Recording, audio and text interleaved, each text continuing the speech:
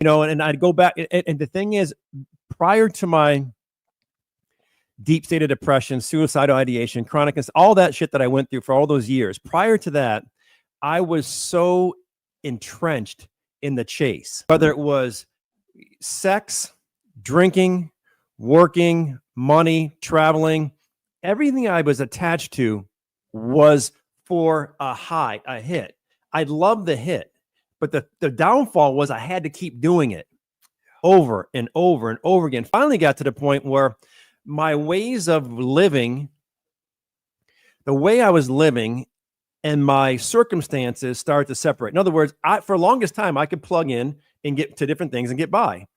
The bigger my circumstances became, the less effective my tools were that I was using. Coping mechanisms fell apart. Everything stopped working.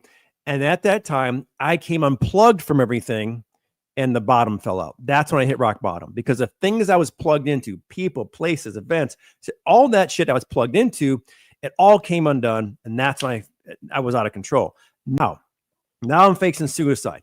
Have a gun in my hand, looking in a mirror, with my grandfather's pearl handle pistol in my hand, thinking about blowing the brains out the side of my head on the bathroom floor. And that's how bad it got. It was bad for a period of my life. It was the worst period of my life of all time. However, because of that experience, I'm now completely on the other side of it. And I would never be who I am today if I didn't go through it.